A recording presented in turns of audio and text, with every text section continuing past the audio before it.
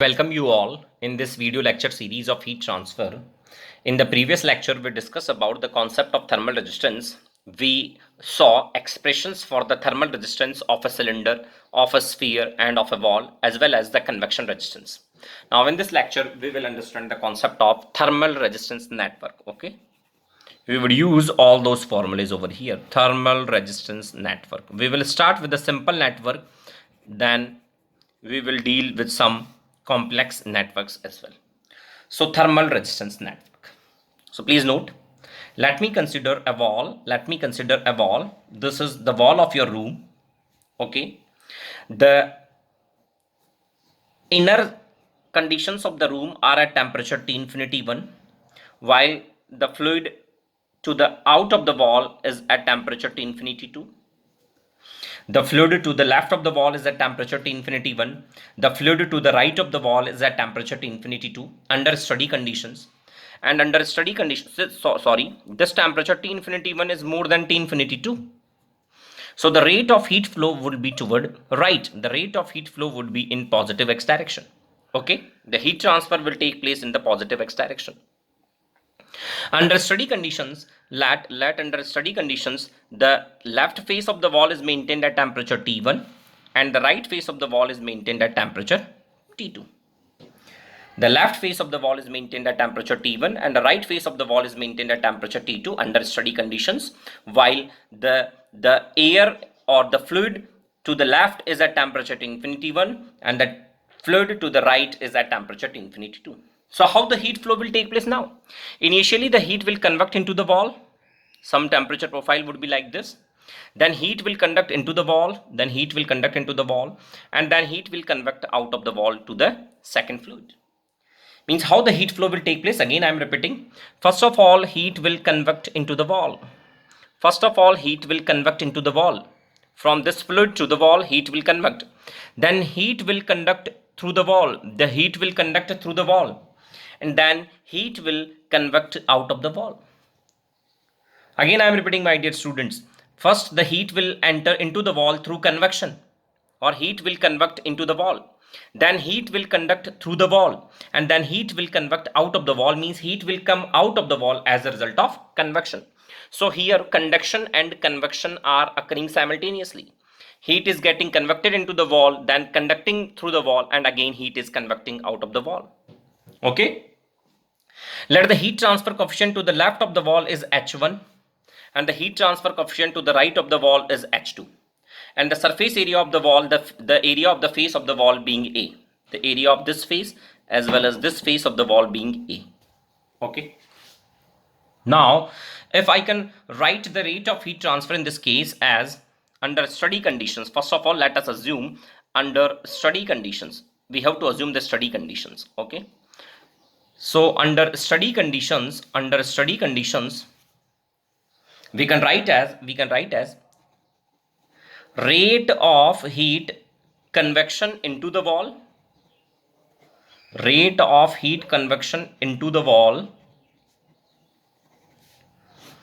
is equals to rate of heat conduction through the wall, rate of heat conduction through the wall is equals to the rate of heat convection out of the wall, rate of heat convection out of the wall.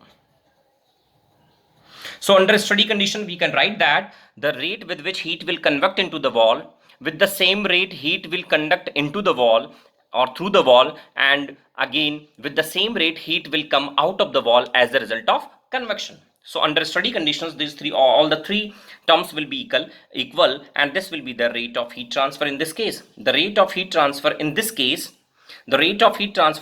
would be Q, which would be either equal to the rate of heat convection into the wall, or equal to the rate of heat conduction through the wall, or equal to the rate of heat convection out of the wall. Okay. So this Q can be written as, what is the rate of heat convection into the wall? Can you write the expression for Q convection over here? Yeah, Q convection we can write as H1. H1 is the heat transfer coefficient by Newton's law of cooling. A temperature difference being T infinity 1 minus T1. Okay. Now, what is the rate of heat conduction through the wall? The rate of heat conduction through the wall is given by Ka T1 minus T2 upon L. L is the thickness of the wall. Let L being the thickness of the wall and K being the thermal conductivity of the wall material. And K being the thermal conductivity of the wall material. Okay. And now the rate of heat convection out of the wall is given by H2 is the heat transfer coefficient, A being the surface area, and temperature difference being T2 minus T infinity 2. Now the rate of heat transfer can be written as further equals to, this can be written as again T infinity 1 minus T1 upon 1 upon H1A is equals to T1 minus T2 upon L upon Ka is equals to T2 minus T infinity 2 divided by 1 upon H2A. Now please note, my dear students, please note, Q can be written as, this is T infinity 1 minus T1 divided by, this is the R convection, this is the convection resistance, so this is R convection 1 equals to, this is T1 minus T2 upon, this is L upon K, L upon K is R of wall, thermal resistance of the wall, equals to, this is T2 minus T infinity 2 divided by 1 upon H2A, this is R convection 2. In the previous lecture, we have derived the expressions for convection resistance as well as the thermal resistance of wall, sphere and cylinder. Okay. So can you draw, first of all, can you draw the resistance network circuit over here? We can draw the resistance network circuit. Now please note, this is temperature T infinity 1. This phase is at temperature T1. This phase is at temperature T2. And the surrounding adjacent fluid is at temperature T infinity 2. These are the four temperatures, T infinity 1, T1, T2 and T infinity 2. Now we can draw each of the resistance, my dear students. We can draw each of the resistance. Okay. Now this resistance being R convection 1, T infinity 1 and T1. Here convection is taking place. Between T infinity 1 and T1 convection is taking place. So this is R convection 1. Now conduction through the wall. So this is R wall. This is R wall. And now this is finally R convection 2. That is how we can draw the resistance network. First of all, just observe all the temperatures in the path of the heat transfer. In the path of the heat flow, there are four temperatures, T infinity 1, T1, T2 and T infinity 2. And what is taking place between them? Between T infinity 1 and T1, convection is taking place. Then between T1 and T2, conduction is taking place. Then between T2 and T infinity 2, convection is taking place. Now write these values of the resistances. You are having R convection 1, R wall and R convection 2. And each of them is now the rate of heat flow is Q. Through each of the resistance, the rate of heat flow is Q. So what we observed is the rate of heat transfer in this case is given by either T infinity 1 minus T1 upon R convection 1 equals to T1 minus T2 upon R wall equals to T2 minus T infinity 2 upon R convection 2. Okay. Now, please note, with this equation, if we know the values of T infinity 1 and T1 then and R convection 1, we can calculate Q1 or Q. But my dear, in general, when the problem is given to you, usually we are given with T infinity 1 and T infinity 2. Please note, usually in the problem, we are given with T infinity 1 and T infinity 2. And we are needed to calculate T1 and T2. Please note, in the problem, usually T1 and T2 are not specified. We are specified only with T infinity 1 and T infinity 2. So any of these three forms cannot be used. In this term, T1 is unknown. In this term, both T1 and T2 are unknown. And in this term, T2 is unknown. So we cannot use any of the form to get the value of Q. So now we will use an important theorem over here that if A1 upon B1 equals to A2 upon B2 is equals to A3 upon B3 is equals to some constant C. Please note this important theorem of mathematics. Then the sum of numerators divided by the sum of denominators is also equal to C. This is an important theorem, my dear.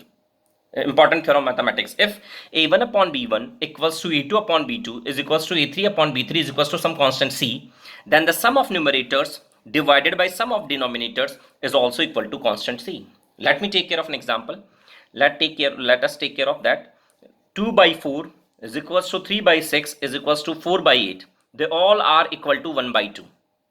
Then the summation of numerators 2, 3 and 4 divided by the summation of denominators 4 plus 6 plus 8 would also be equal to how much? 9 by 18, which is equals to 1 by 2. So this equation can also be solved using this theorem, important theorem. Means we can write Q as sum of numerators T infinity 1 minus T1 plus T1 minus T2 plus T2 minus T infinity 2 divided by R convection 1, now sum of denominators, plus R wall plus R convection 2. Now this Q can be written as, please note, T1, T2 and T2 gets cancelled out. We are left with only T infinity 1 and T infinity 2 in the numerator. Divided by, this whole can be written as R total. So this is the expression for rate of heat transfer in this case. We are already specified with T infinity 1 and T infinity 2. We can have the total resistance in the path of heat flow, then we can calculate the heat flow in this case. Okay, my dear students, please note, I have reduced the equation in the form of T infinity 1 and T infinity 2. You are specified with the T infinity 1 and T infinity 2. Just get the value of the total resistance between T infinity 1 and T infinity 2 and then get the value of Q. Please note what we have done. Please note what we have done. We have done that. So the network was like this. For this particular problem, we were having 3 resistances in the path of heat flow. This temperature being T infinity 1, the final temperature being T infinity 2, and these intermediate temperatures of the wall were T1 and T2. This is R convection 1, this is R wall, and this is R convection 2. Okay.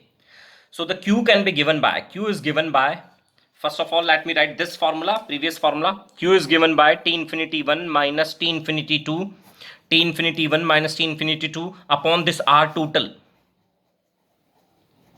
This is the formula which can be used. We just derived, my dear, we just derived this formula on the previous phase. We have just derived this formula. So the heat transfer rate, once you are specified with T infinity 1 and T infinity 2, you can calculate the heat transfer rate by using this equation as T infinity 1 minus T infinity 2 divided by total resistance between T infinity 1 and T infinity 2. Okay. Now you can also use the other forms of Q as well. Other forms of Q was T infinity 1 minus T1, T infinity 1 minus T1 upon R convection 1 is equals to T1 minus T2 upon R wall is equals to T2 minus T infinity 2 upon R convection. You can use these equations as well. So first what you have to do, first using this equation we have to calculate Q. First using this equation we can calculate Q, and once Q is calculated we can calculate T1 and T2 using these equations. So first we have to calculate Q using this equation, T infinity 1 minus T infinity 2 divided by R total. Once Q is calculated, now we can calculate T1 and T2 using these other forms of Q. Okay, so we need to be very careful. We need to be very careful while constructing the thermal resistance network. Once the resistance network is constructed, we can solve every problem.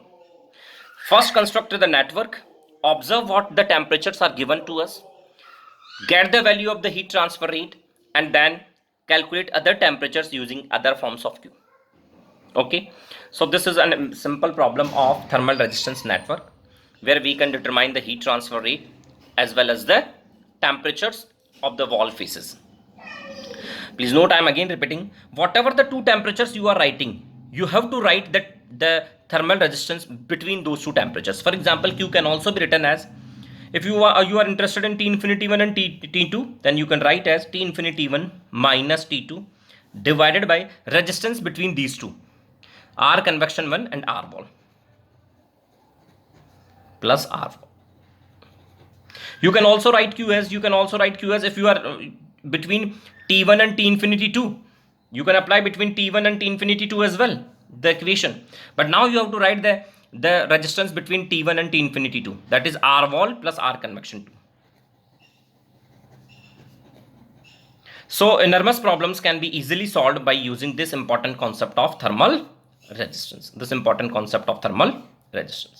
Whatever the temperatures you are having, just write those temperature differences, divide that temperature difference by the resistance between those temperatures.